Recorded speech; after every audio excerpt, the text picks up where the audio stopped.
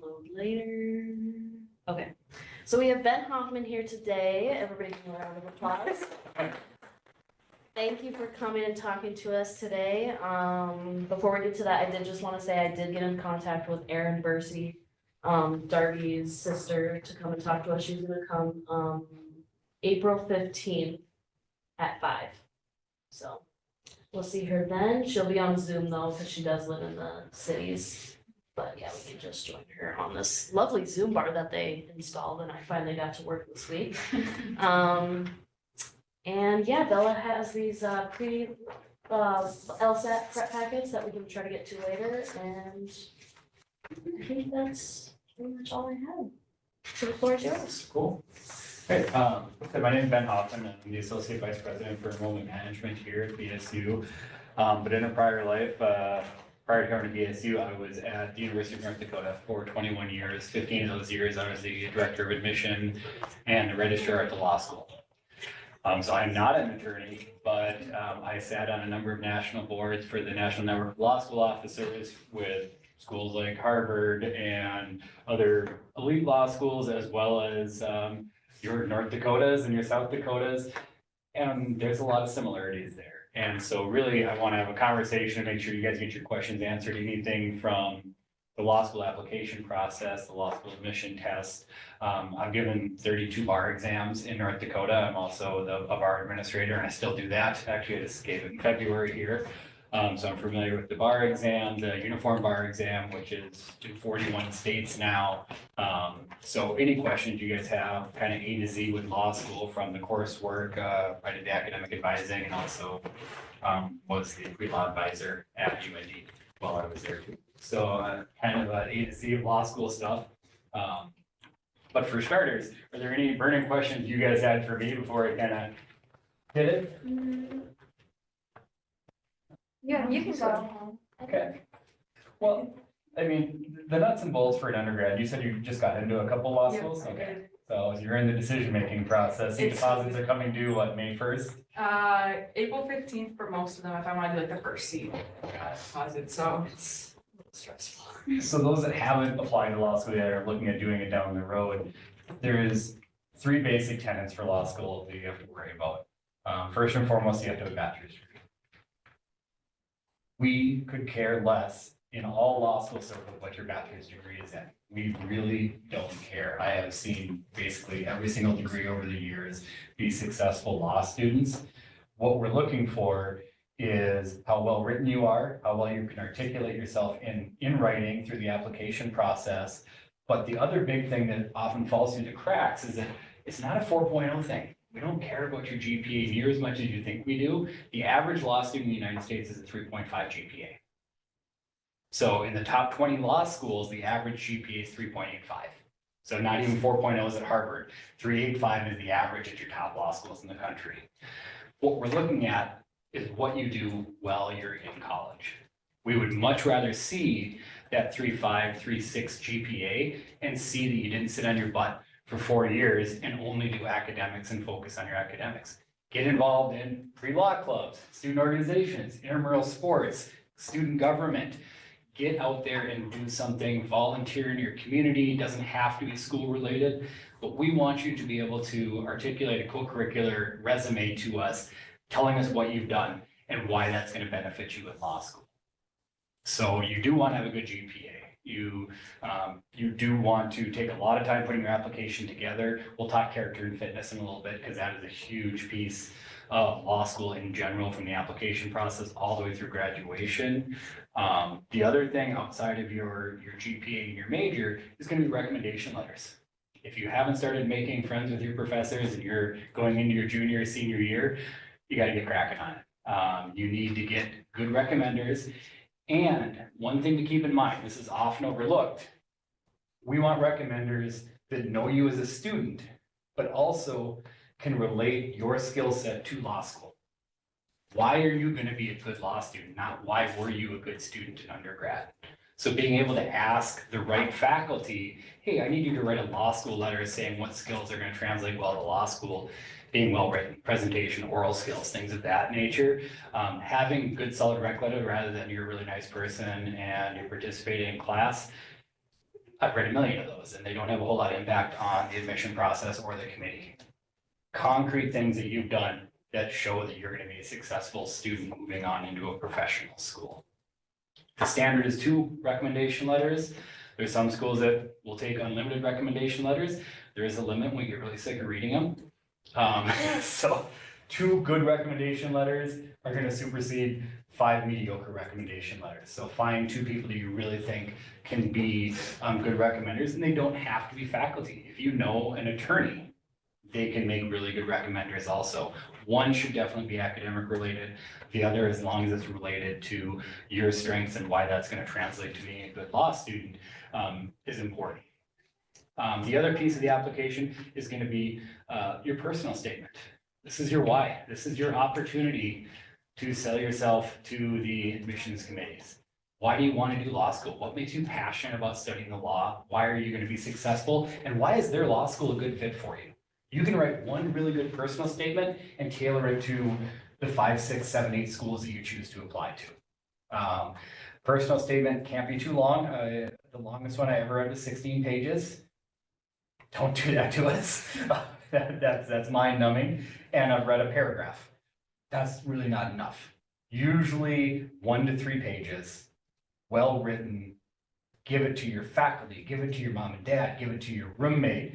Have it rewritten 5, 6, 7 times. It's a polished document that articulates your skill set, articulates your passion for the law, but also gives us a writing sample too. No grammatical errors. Use Grammarly. Use every option you have to write it and polish that document, because that has more weight. That is the tipping point at most law schools. If you are that bubble student and they go, well, we're going to go with the best personal statement. If somebody's tied for GPA, tied for LSAT, those sorts of things, the bubble students are always the best personal statements. So keep that in mind as you're writing it. And then the LSAT. You guys are all familiar with the LSAT? You're obviously familiar with the LSAT. Anybody else taking it? Not yet. Okay. Basically, the LSAT, 120 to 180 is your score range on the LSAT. 120, you're not going to law school. 180, you're going anywhere you want. You're probably going to get a scholarship. The national average is a 150. 150 is smack dab in the middle. And when you look at the tier 3 law schools out of the 4 tiers that US News and World does, tier 3 is usually smack dab at 150. UND is a 150 all day, every day. I think South Dakota is like a 149 usually. The Twin Cities privates are usually around a 152, 153. U of M is a top 40 law school. They're looking at a 164 average in the last few years. So you get a 168 or above, you can have a really good shot at a lot of the Ivies. So that's kind of where you're at. So if you're taking it multiple times and you want to be shooting for that 150, for that mid-range, but if you're looking for those elites, you really need to be shooting in those low 160s to mid 160s. And that's going to translate to more scholarship opportunities, things of that nature. And the unique thing, and I'm glad you guys have sample questions for the LSAT. The LSAT's not a test you can study for. It's a test you can prepare for. And that's a huge difference, because the MCAT for med school, you can learn science, you can learn all these different things and be tested on your knowledge in those areas. The LSAT is the most gray test out there. They are going to give you 5 answers and all 5 are right, 1 is more right. So would that be a good description of it? So really, it's reading for content, reading for meaning, being able to draw out what the best answer is, not what the right answer is. And getting prepared by taking all the practice tests you can. You cannot do that enough. Do some prep work. There's some great prep tests out there, some free ones and some you can spend a lot of money on. In my 15 years, I never saw somebody spend $1,200 on a test prep and actually do that much better. It really is how much time and effort you put into it. Take all the free practice tests you can find out there and get comfortable with the format of the questions so you're not going in blind. And a lot of times that second LSAT, your score will increase just because the anxiety is going to be less if you choose to take it again, because you'll know what to expect. I mean, it's a stress environment. You look at back when in high school when you guys took the ACT, it's a stressful day. Same thing with the LSAT, if not even more so, because it is not concrete knowledge, it's abstract knowledge. And so preparing the best you can is going to be great for that. And then the last piece of any application is character and fitness. And character and fitness will follow you. So don't do stupid things. It is basically the premise of it. And if you do stupid things, own it. You have to own it. We had 2 instances in 15 years at ours at UND where we canceled law degrees. They made it all the way through law school. And when you do your character and fitness for the bar in the jurisdiction you're going to practice in, a lot of students don't realize that the first thing they do is call your law school and get a copy of your admission application. And you maybe forgot to tell us about those 2 DUIs that you got. It wouldn't have made any difference in getting into law school. But you didn't tell us about them because you thought it did. You know you have to tell the bar because they have access to your legal records. So all of a sudden they're like, well, you got 2 DUIs you told us about well before law school ever started. You didn't tell your law school. Nobody cares you got 2 DUIs. They care that you didn't tell us about it. Therefore, you become suspect that you're not trustworthy. Do I need to expose my speeding tickets to them? Yes, you do.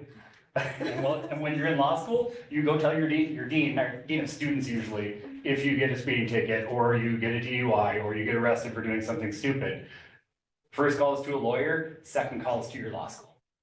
And you will update your application ongoing throughout law school as things happen in your life. And hopefully they don't happen, but the ones that were canceled, we had a gentleman that had been barred from doing any gaming in Las Vegas because of some nefarious activities. There was a couple of felonies. Didn't tell us about them, didn't disclose it at the bar. We canceled his law degree, meaning that he had all the debt from law school and he did not have a degree. It's like he never attended, but he still has to pay for it. That can happen at any law school if you don't tell the truth. So very, very few things. Murder will not keep you out of the bar. But white collar crime will. If you guys forge a check, you're never going to be an attorney. You know, if you financial crimes, you're never going to be an attorney. Violent crime, yeah, there's some gray in there. Not that I'm advocating that, but I'm just saying that there are different points that the legal system looks at, and white collar crime is a no-go. So, I mean, avoid things like that and you'll be fine. But the character and fitness is from the day you think you want to be a lawyer on forward. Everything in your life, even juvenile records that you think are sealed, can get unsealed when it comes to the bar and everything. The bar has a lot of power. And they want to make sure that the right people are getting admitted to the bar. And so you have a duty to report everything from the day you're accepted to law school, actually before you're accepted to law school, when you apply to law school on, and as things happen in your life, you report it. And that goes all the way through when you're an attorney. If you get a DUI, you call your bar jurisdiction and you tell the bar. Again, if they see a pattern of substance abuse, there's help out there, things of that nature. They're concerned about it, but they're also concerned about crime and things that could affect your ability to be impartial as an attorney. So that's application to law school. How many law schools should you apply to? I'm not going to put you on the spot and ask it, but the average student applies to 8 to 10 law schools.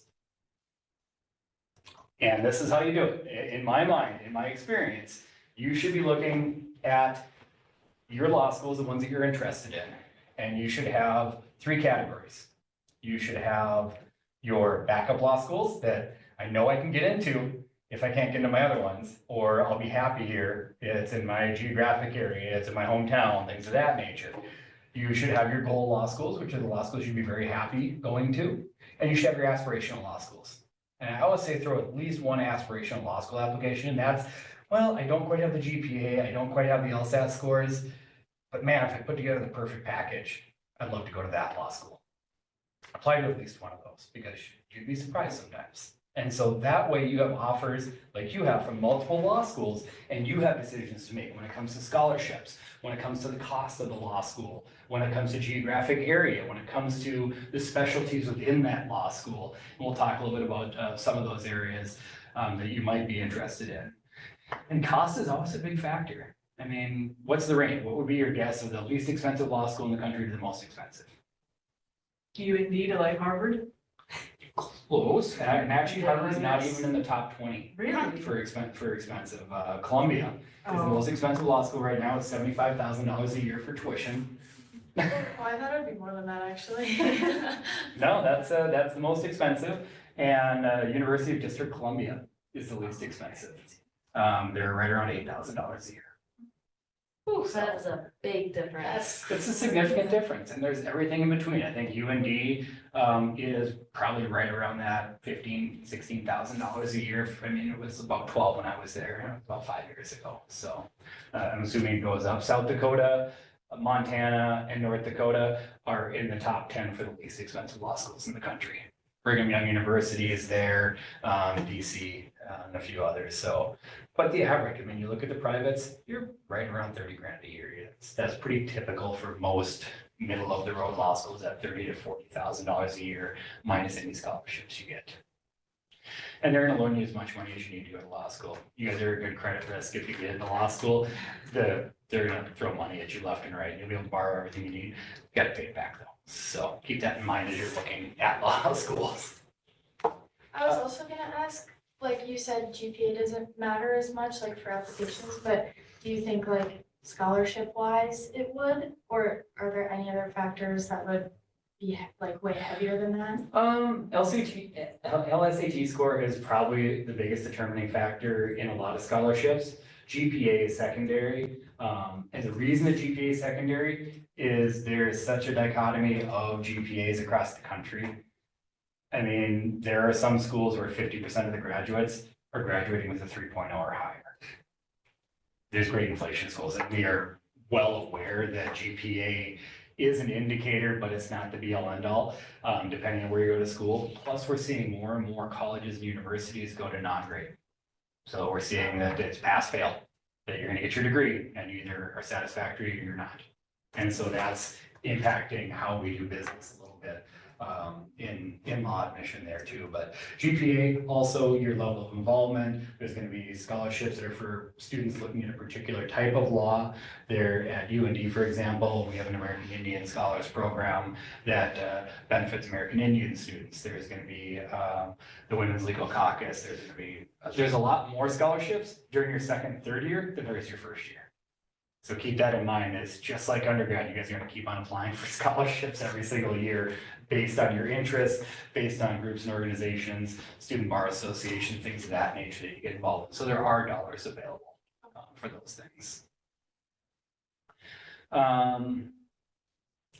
Questions overall on the application process, anything of that nature? Okay, next up is structure. Law school is how many years? 30. 3 years, exactly. First year is you don't get any choices. It is, we tell you what to take, when to take it. You're gonna be doing property, contracts, common law, legal writing, or legal reasoning, it's called, depending on which school you go to, civ pro, crim law, and torts. So basically half and half, first semester, second semester, and you're learning the basic tenets of law. You're gonna learn a little bit about everything. You might not have any interest in crim law. You need to know crim law. You need to know how to do legal research. You need to know how to do those basic things. You need to know how to write like an attorney. We teach you how to write a brand new language, basically. And it's nothing like APA citation or formatting. It is, I mean, you will learn the Blue Book citations, and it's really kind of dizzying. Legal writing is one of the classes a lot of students struggle in. After that, 83 credits. You need 83 credits to graduate from any law school in the country. Minimum, although some have increased that, the highest right now is 90. And so between 83 and 90 credits is what the ABA tells you what you have to take. And during that second and third year, there's a couple required classes depending on the law school you go to. The rules of evidence are a second year class virtually everywhere. Beyond that, you start picking your tracks. I want to be a criminal lawyer. I want to be a defense attorney. I want to be a contracts or estate planning or these types of things. You get to build with your academic advisor the type of lawyer you want to be, but you also are building towards the bar exam. Because the bar exam is going to be your first year on steroids. It's going to be a little bit of everything, and you have to be able to know exactly what you're doing, go in and write about it, and also do multiple choice tests about it. The bar exam is a 2-day exam, often on the exact same day across the country. All 50 states offer the exact same day, the exact same time, twice a year. So February and July every single year. The last Monday, Tuesday, or last Tuesday, Wednesday in of those months. So basically, law school is a lot more freedom than undergraduate in that we don't have as many required courses, but you have to be very conscientious about what type of lawyer you want to become and where your expertise is going to lie. And you can always pick up additional skills through CLEs, continuing legal education courses as you become an attorney too. The culmination of law school is going to be the bar exam, of which you are going to spend a ridiculous amount of money on either Barbary or LexisNexis prep books. Usually, most students are spending around $4,000 on a prep class after they graduate.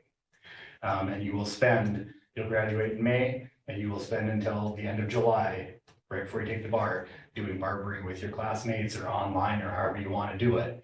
And that's prepping you specifically, test questions from old bar exams, things of that nature. The first day of the bar exam is 3 hours on 6 essays in the morning, 3 hours on 2 essays in the afternoon.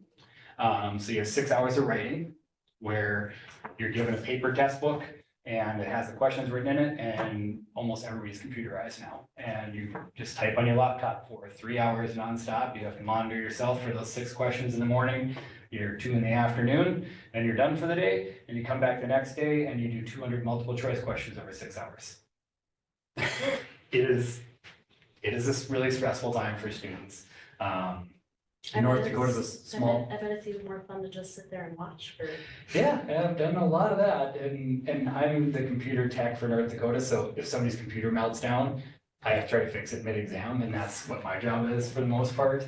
How's it going though? Just checking this out. Yeah. Thinking pre-med route, but Hey, pre-med, pre-law, whatever, feel free to ask questions, we're just kind of going through structure of law school, the application process, that sort of thing. But the bar exam is one of those things, bar passage rates are something to look at when you attend law school, is, how have they done? And be very careful. That's the one thing you want to look at, that we've seen the ABAs relax how the reporting standards, it used to be very rigid. So UNE, for example, reports first-time bar passage takers on an average of 72, 73%. So that's how many pass the first time. I'm seeing more and more schools, as I was doing some research for this today, that are saying overall bar passage. North Dakota limits you to 8 times before you can't take that bar exam anymore. So there's people out there that might have failed it 7 times, and then that 8th time, 4 years after they graduated from law school, finally pass it, that school's percentage goes up of passage. And so that can be great, because a lot of people, just like the LSAT, don't test well right off the bat, and then they come back the second time and they pass it. We don't report those overalls usually, so you want to be careful as you're looking at law schools. If it looks inflated and they're like, nobody has a 98% bar passage rate, well, they have a 98% eventual bar passage rate. And the nice thing about the bar exam is that when I first started, every state had their own bar exam. There was no UBE. So if you got licensed in North Dakota, we had reciprocal agreements with 13 other states, where after 3 years of good practice in North Dakota, you could go to Arizona and they'd waive you in. You could go to Minnesota and they'd waive you in. But if you wanted to practice in Minnesota, you would take the Minnesota bar exam and the North Dakota bar exam in order to get licensed, unless you wanted to wait for 3 years. Now, it started with the uniform bar exam. North Dakota was one of the first signers on of that, and it started with 6 states. And now there's 41 states. There's a bar exam that you take on that Tuesday, Wednesday, and it's based on the score you get on that bar exam. Every state gets to set their score. And so if you get a certain score in North Dakota, maybe Oregon is higher and said, no, we want you to have a higher score. So you couldn't practice in Oregon, but you could go to these 15 other states and they'd automatically accept your score. In some really weird turns that have happened in the last few years, let's say you get a score in North Dakota and it doesn't get you into the North Dakota bar, but Arkansas says, well, no, actually we need a 138 instead of a 140. And you got a 138. You can't practice in North Dakota, but you can move down to Arkansas and practice, and they take your score from North Dakota because it's the uniform bar exam. And so the UBE is awesome, but it has there's some states that are holdouts. Florida has said they'll never go to UBE. Texas will never go to UBE. California will not go to UBE. So yeah, there are states that are looking at it, and there are states that are like, no, we do our own thing. Louisiana, because Louisiana still does two different types of law and two different types of licensing. It's really kind of weird, their system. But that's one of those things you want to be looking at where you want to practice too. You want to practice in a UBE jurisdiction. If you're going to practice in Texas, you better move to Texas and study for the Texas bar exam, because Arbery has a Texas bar exam prep course rather than a UBE prep course. And so you want to figure out if you're going to move around, if you want to be licensed in federal courts in multiple states, things of that nature, where you're going to practice law and where you're going to end up with that. So with that being in the uniform bar exam, and then you said like before it, you had 3 years of good practice and then certain states would let you in? Yep. Is that gonna be the same if you don't get a high enough score in this state? It depends on the states. Yes, there are still reciprocal agreements with states of 3 years of good practice. It's called a waiver system. And the other thing to keep in mind is that every state sets their own grading scale. North Dakota uses the bucket system, which I hate. It's the most asinine system you've ever seen. So it means that if we have, it's like a bell curve. So as the people are grading your essays, they're like, okay, well, this is good, put in this bucket. This one's okay, we'll put in this bucket. This one sucks, we're gonna put in this bucket. And you're trying to even out buckets. So it's not a true bell curve, but there's always gonna be a certain number of people, no matter how good they are, that fail. It'd be virtually impossible to have 100% bar passage, even if you had the smartest class ever. Whereas Minnesota does blind grading on it. So you don't know who the person is, and then it goes to a second grader, and you don't know who the person is, and you get your score.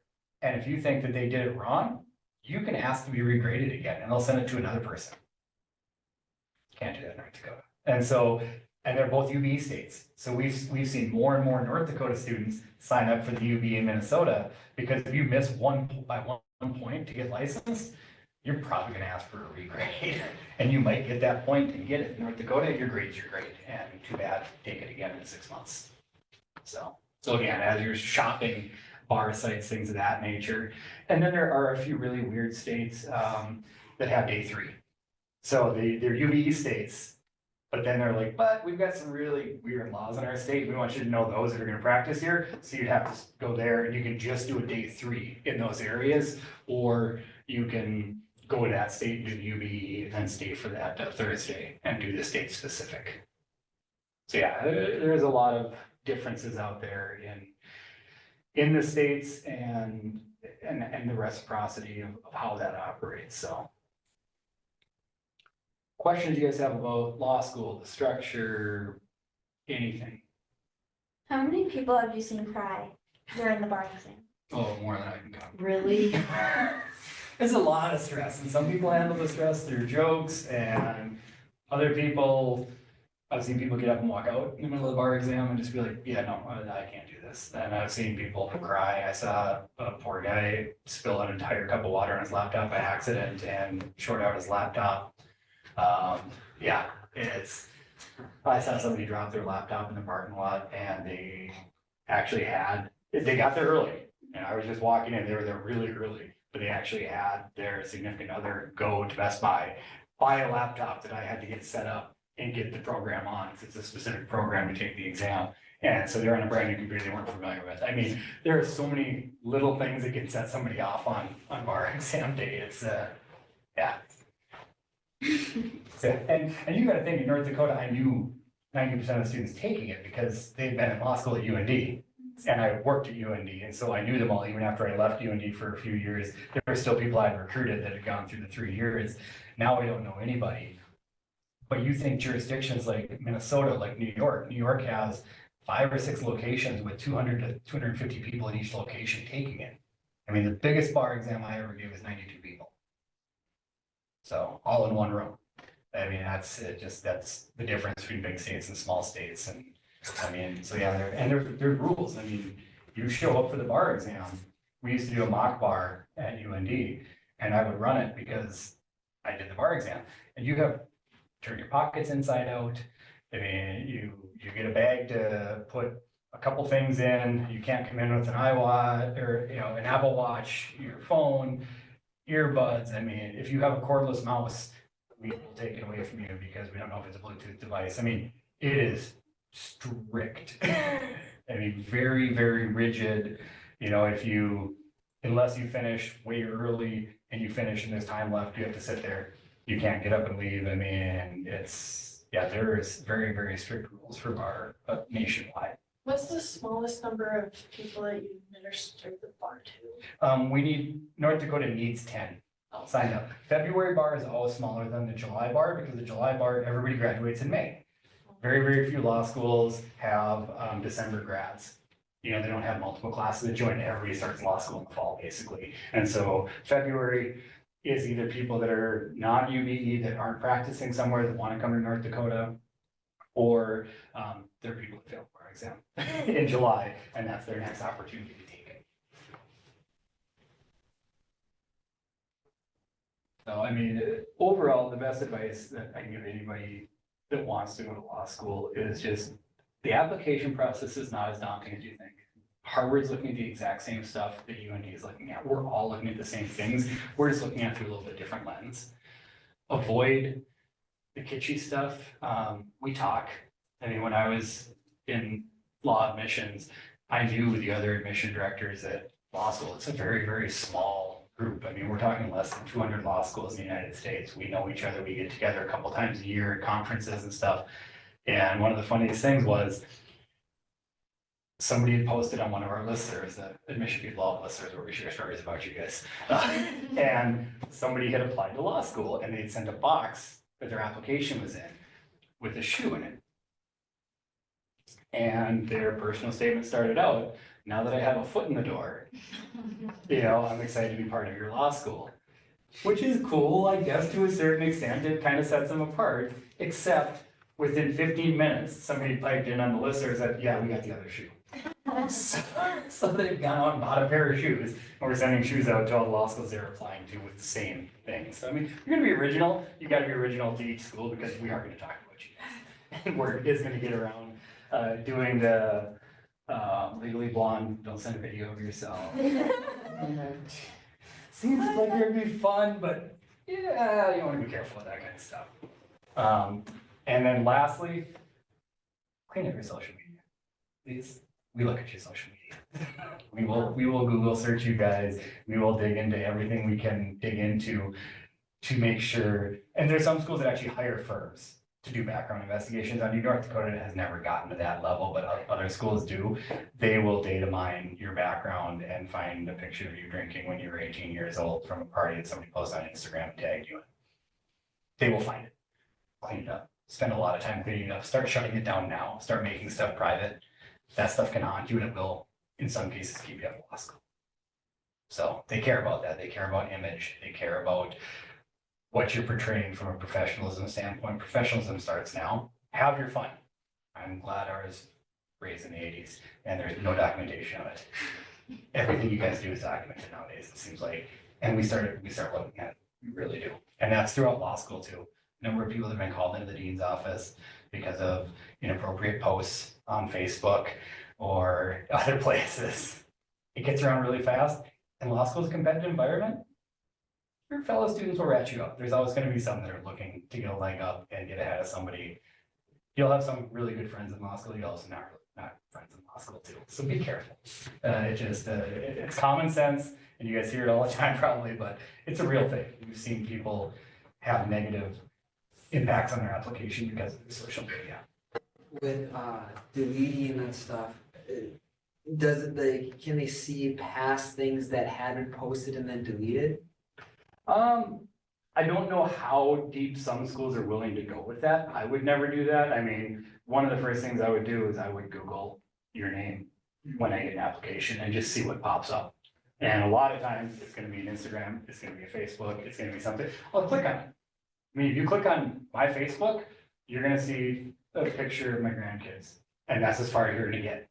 And you can't see anything that I posted 10 years ago. Yeah, it's all still out there, but I locked my Facebook down. You have to be an accepted friend to see it. So we should just basically try and find like the deepest stuff we can about ourselves. Yeah, Google yourself. I mean, log yourself out of your social media and then spend some time in a private browser like Googling yourself and just see what comes up. Yeah. And sometimes you're surprised. Other times people have done a really good job of policing their social media, but that's a real thing. I mean, and especially if, drinking is one thing. I mean, that's something that we don't put a whole lot of stock into, but if you have something that is racially offensive, if, political hate speech, thing, I mean, those are red flags for schools. Because if you're willing to put it online and say something like that, you're probably willing to say other things that maybe isn't gonna be appropriate for an attorney who needs to be unbiased.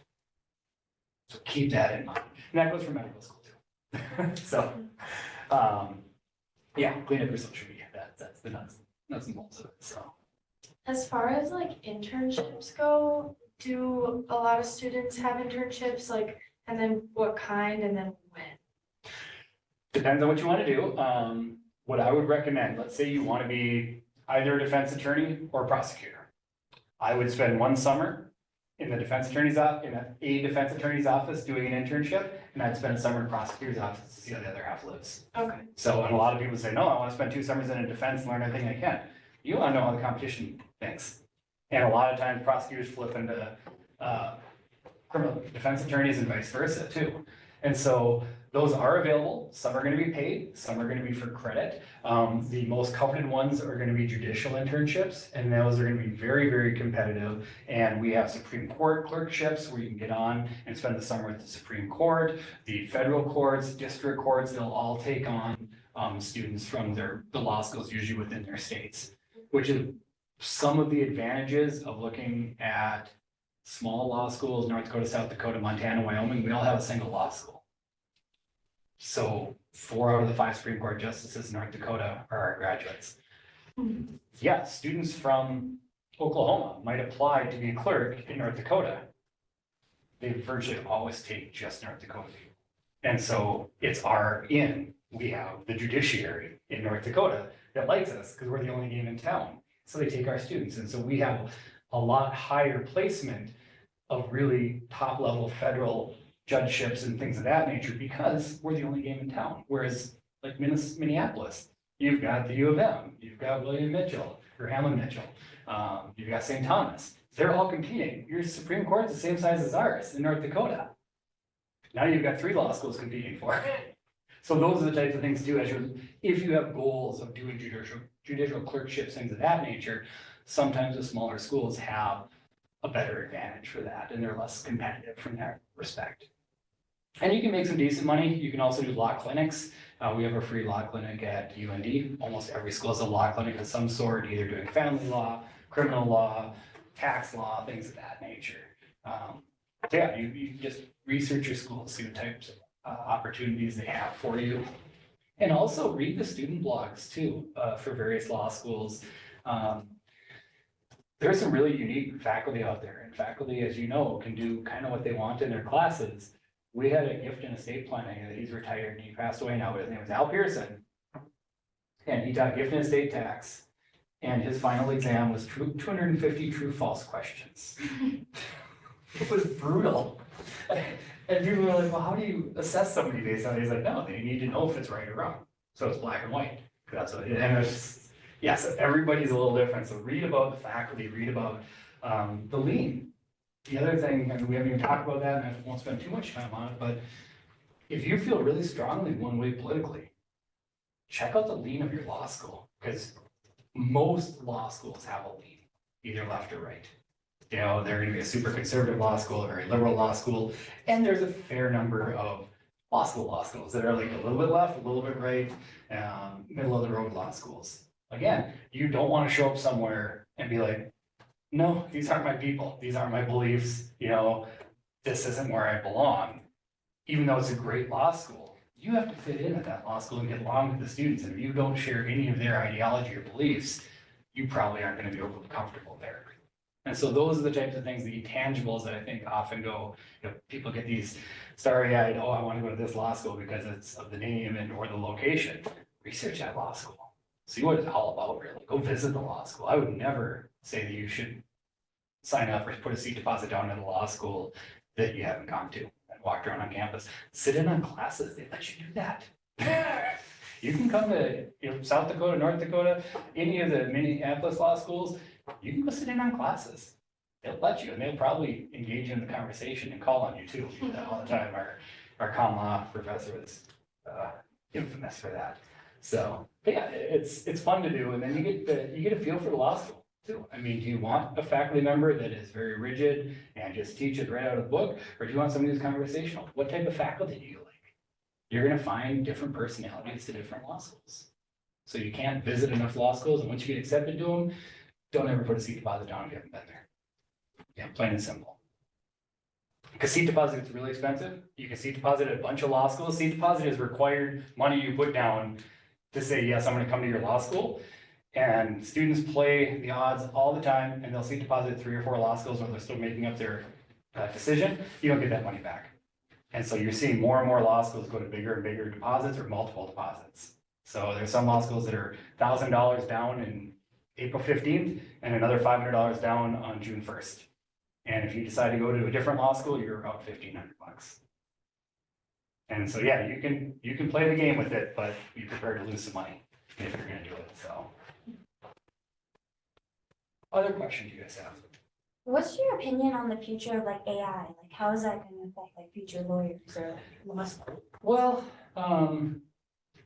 it's gonna be an issue, and it's gonna be a bigger issue, because right now there aren't a lot of AI engines out there that can write Blue Book. I mean, legalese is a whole different language basically, and it hasn't been a niche area. I think you're gonna see AI's intervention in the writing of legal briefs, but at the end of the day, the human factor is always gonna be there, so it's never gonna be illegal to turn in an AI brief to a court. But I'd almost guarantee it's gonna be riddled with errors, and so that human factor is always gonna be necessary. It's gonna be an aid, just like Microsoft Word was, that when spell check came out. I didn't grow up with spell check. It didn't exist when I was in college. I had a typewriter that I got for graduation. So that's how old I am. But anyhow, so there's always gonna be the next biggest thing. I mean, and that's it took us years in North Dakota to enable spell check on the bar exam. And I think the first 7 bar exams I did not enable spell check because they didn't think it was fair. And now it's been enabled for years. Again, you have to get used to the technology, and then you adapt the technology to make sure that you're still getting the information you need from the student or from the attorney or that the court needs. But there's always going to be new things that are going to come up that are going to make our lives easier, but still require the human factor.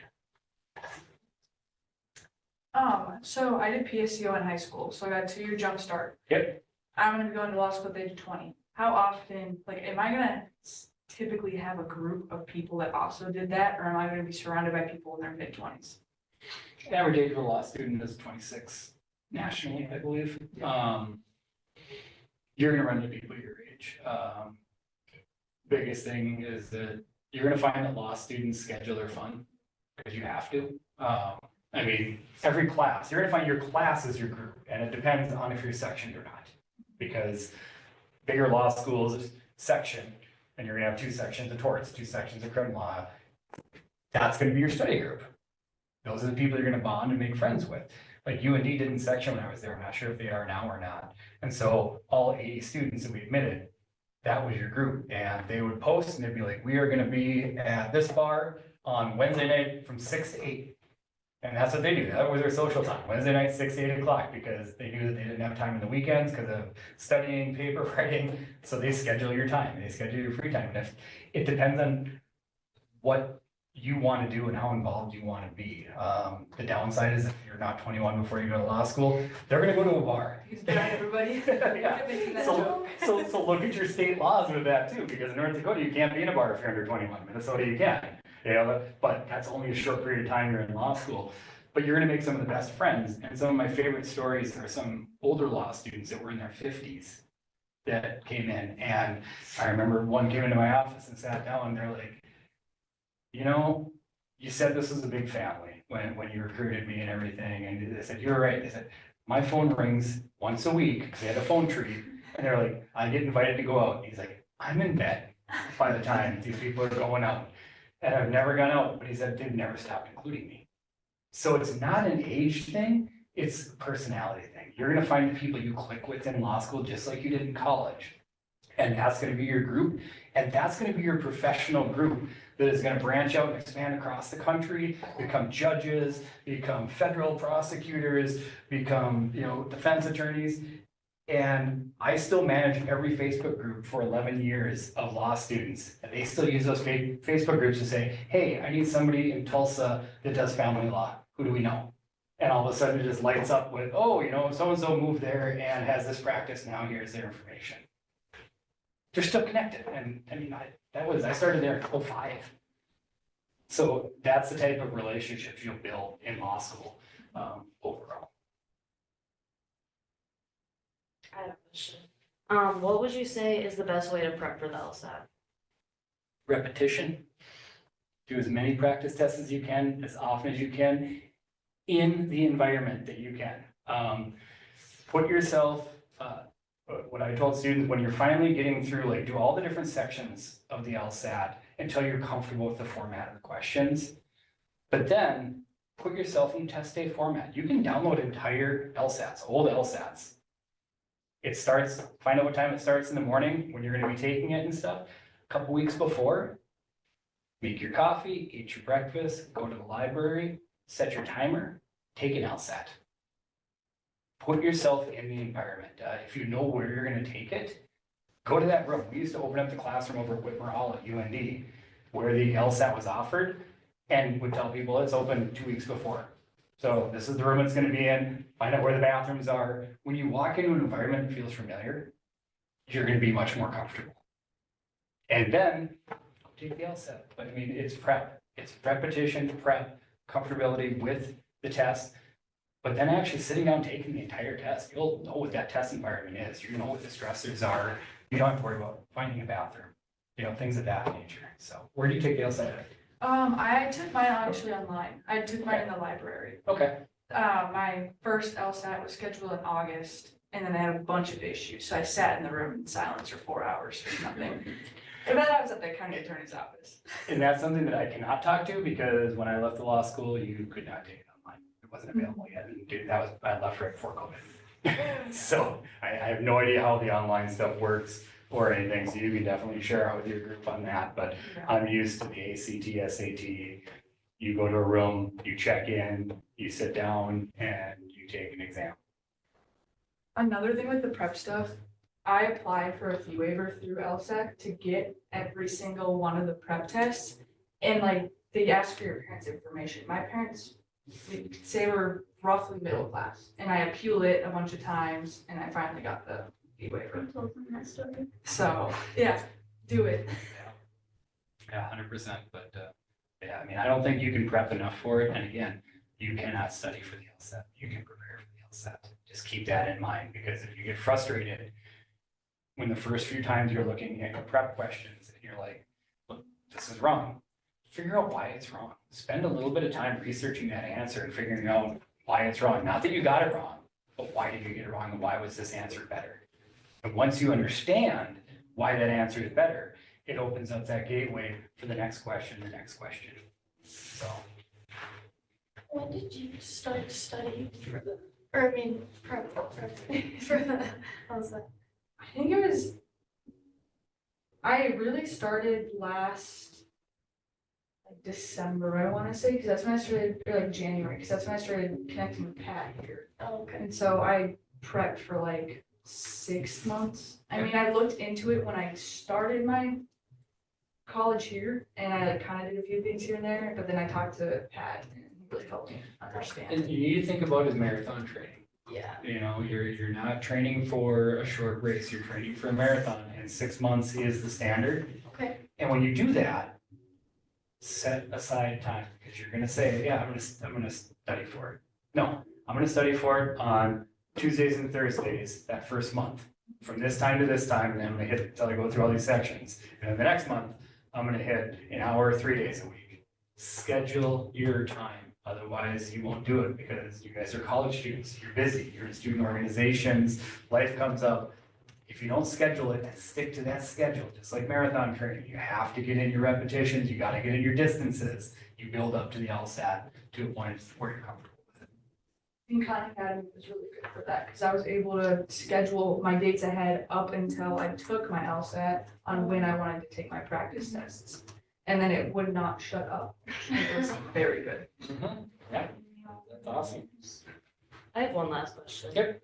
What's the best way to prep for the bar exam? Oh, you're gonna do Barbary or LexisNexis. I mean, there's 3 or 4 major companies that do bar prep. And they average $4,500. And it, oh yeah, so you'll graduate and you'll be paying for it. You can actually buy it like after your first year. And you know that it's gonna be there and you'll save money. They try to lock you in so that, because the other thing you're gonna find is that LexisNexis, Barbary, those are all legal resources that you use throughout your legal career. And your law firm is gonna be Barbary, or it's gonna be LexisNexis, or it's gonna be another one. Very, very few law firms outside of the top law firms can afford subscriptions to all these services. And so in law school, you're gonna be exposed to all these. They send reps, they are gonna wine you, dine you, they're gonna give you free stuff all the time, t-shirts, water bottles, trying to get you to lock into their resources. And you'll figure out which one you want. And then like at UND, we would reserve a classroom in the summer. And there's videos you can watch, and those that bought it and wanted to do it would all show up because it's a scheduling thing. It's preparing on a schedule as opposed to studying on your own. And they would spend 6 hours a day, 5 days a week at the law school, prepping, going through all these things on these lectures and taking practice tests and things of that nature. Some people completely did it on their own without ever buying any of those aids. It's a lot harder to do. Virtually everybody buys some sort of study aid for the bar exam based on the jurisdiction they're going to practice in, or if it's UB or whatever. And then it's just running through all the scenarios. And we actually, some schools, I don't know if UND still does this, but we actually paid our faculty where we would give out the 6 questions. We'd run a mock bar exam. You'd come take the bar exam in our classroom. And then we would give it to the faculty 3 weeks before the bar exam. They had a week and a half to grade it. So a week and a half before you went to the bar, you got a full bar exam back, showing you the areas you suck at, and showing you the areas you're good at. And you're, okay, I might need to spend my last week with these areas I was really weak on it. And these are the areas that I kind of blew out of the ballpark. So I'm good in these areas. But again, questions to ask the law school as you're going to. Do you guys have a bar prep? Do you guys offer bar prep classes? You can actually take a class at UND Law your 3rd year that's bar prep. The entire semester, you're prepping for the bar exam. You take it your last semester of law school, and it's 3 of your 83 credits. So, yeah, lots of different things. Are there, So, like, oh, sorry. Oh, no, you can go. I just wanted to verify, so basically, the law school will basically prepare you for the bar exam. In a perfect world, when you graduate from law school, you should be able to take the bar. But since every bar is so specific and not everybody's taking the same bar, there's nuances that you're gonna wanna learn, and learning what the bar expects out of you is what Barbary does. It takes your 3 years of education and it condenses it into 6 weeks of prep. Really, really intense prep. I was gonna say, are there, like, you were saying, if you take like the mock bar and then you find areas that you're weak in, obviously in a perfect world, you'd have like 100% on everything, but are there specific categories that you can like fail and still pass the bar exam? Yes, yeah, I mean, it's an overall score. Okay, And so, I mean, you could suck in one area and still get a good enough score to get an overall pass. okay. So, but if you didn't answer one of the questions, you're probably not gonna be able to recover to get the percentage you need. You can't skip stuff. Yeah. But if you get a weaker score in one area and a stronger score in another area, it can definitely balance out. Okay. So, but you cannot fail day 1 and pass by doing good on the multiple choice. Okay. You're gonna have to be able to write, so. Also, would you recommend going to law school like straight out of your bachelor's degree, or does a lot of students take a break? It doesn't matter. It depends on what you want to do. I mean, it depends on what you can afford. It depends on what your career goals are. It depends on a million different things. I mean, there's no magic bullet. The oldest law student I ever had is 59 years old. So, I mean, and there's people that are in their, you're always gonna have people in their 30s, early 40s. 26 is the average age.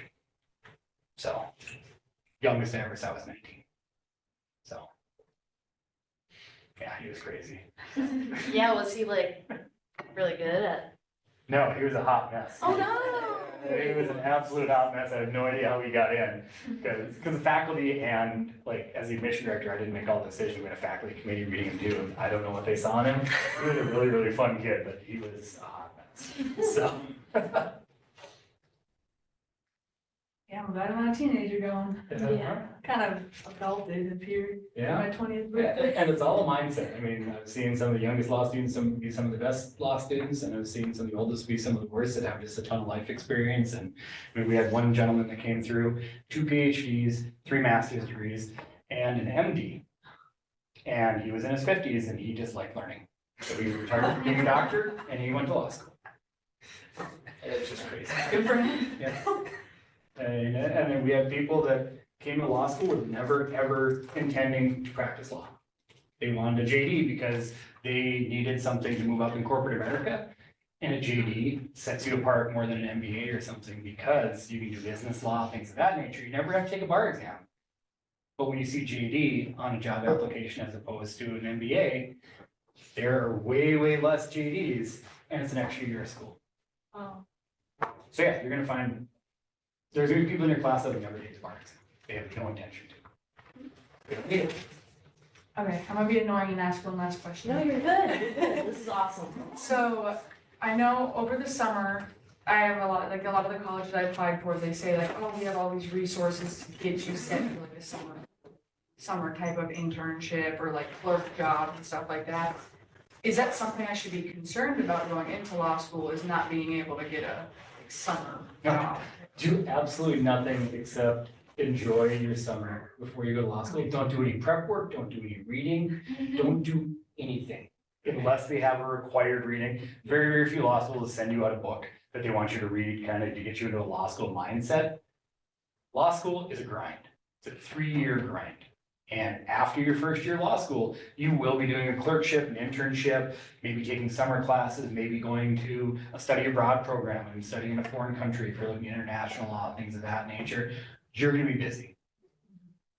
After you graduate, if you're gonna go right to law school, go to the lake. Go hang out with your friends, go hang out with your family. Don't stress about law school. You did the heavy lifting, you got into law school.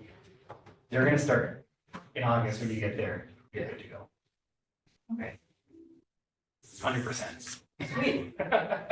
Yeah, wow, congratulations, Tori, that Yeah. is Thank you. really awesome. Feeling good. And You got it done better. I'm sorry if I ate up all your time. no, thank you so much for That coming was in. very Yeah, this was amazing, like, No, anytime you guys have other questions and stuff, I'm happy to come back. Like I said, I'm on campus here and if you guys ever want to step up, I'm just a 3rd floor deputy. If you ever want to talk one-on-one about law school, if you want me to read a personal statement, I've read tens of thousands of them over the years. I'm happy to read it. And I'm a jerk. I'm gonna tell you if I hate it or like it. Yeah. I'm gonna tell you exactly what I think of it. And that's what you'll get from me. But anything you guys need as BSU students, that's what I'm here for, to help you guys through. So Thank you just so let me know much. anything you need throughout I this have a semester. question. Yes, sir. Okay, so if I end up applying to medical school, is there someone that I could have review my closest statement for that? I would talk to, I mean, are you pre-med here now? Yeah. Yeah, I would talk to a faculty member that, do you have anybody on staff that's got their MD? Do you have the link to work at the library in 2 minutes? Can you get that? Do you have, or any of your faculty members have, their MD, their medical, their doctorate? Okay. I would say I know.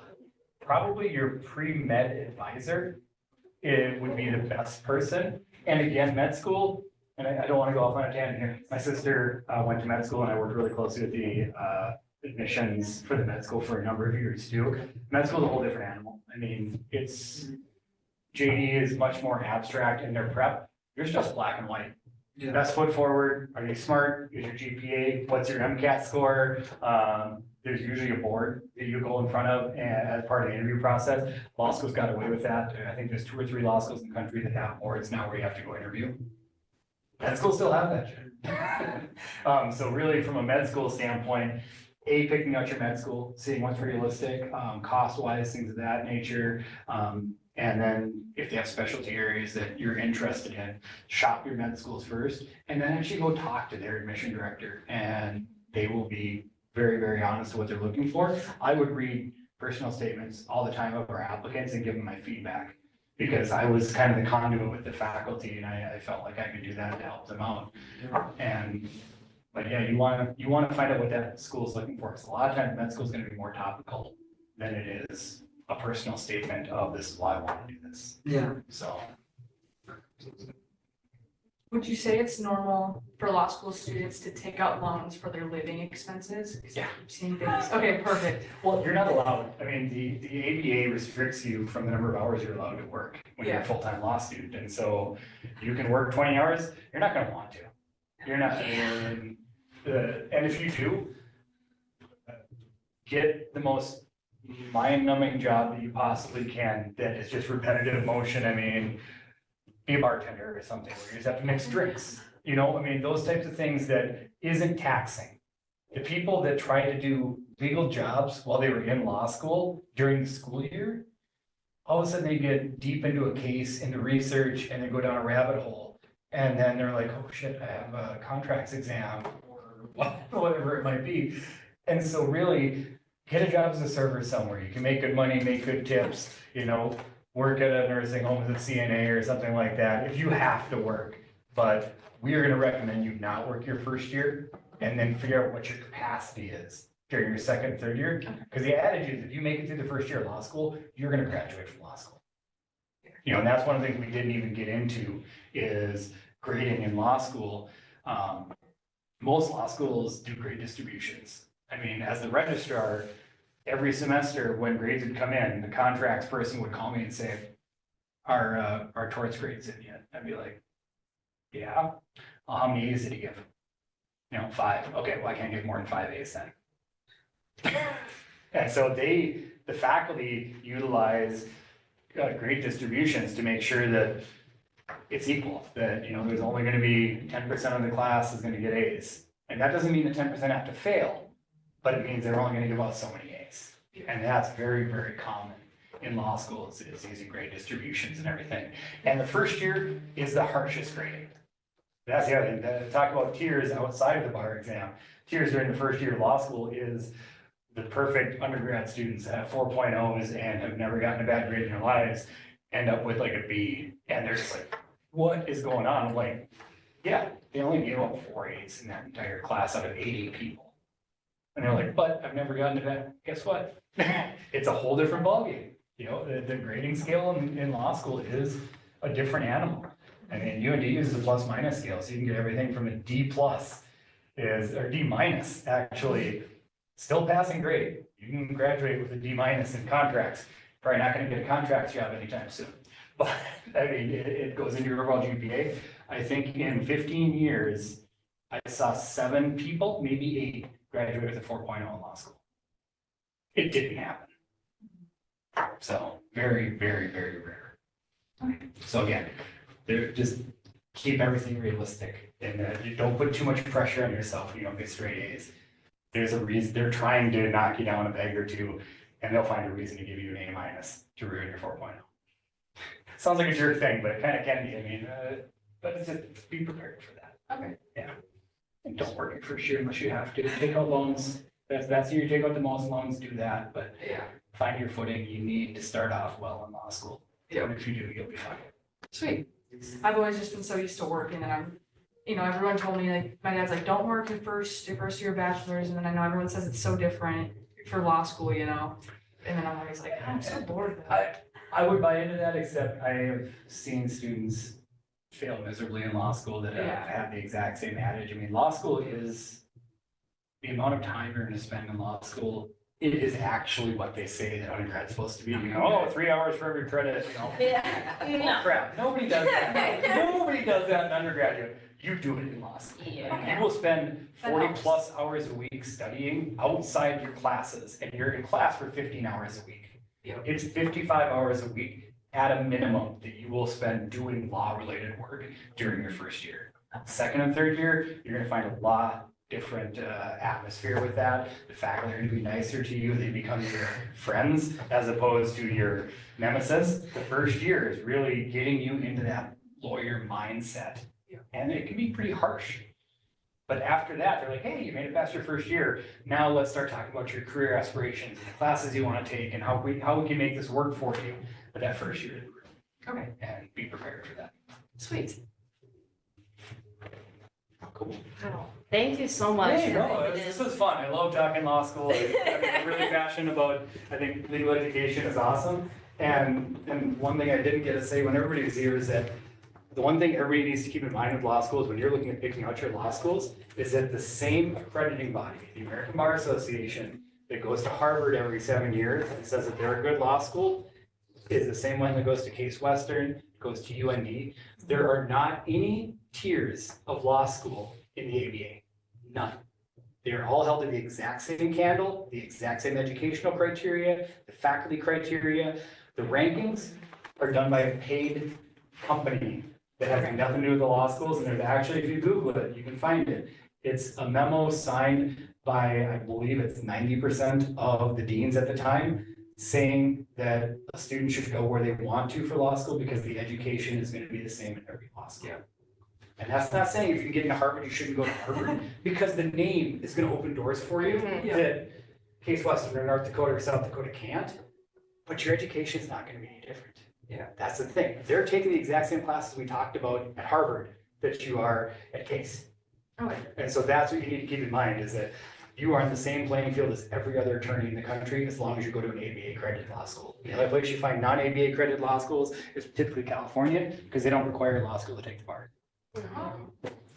So you need to study, work for an attorney for 3 years, and then you can take the bar exam.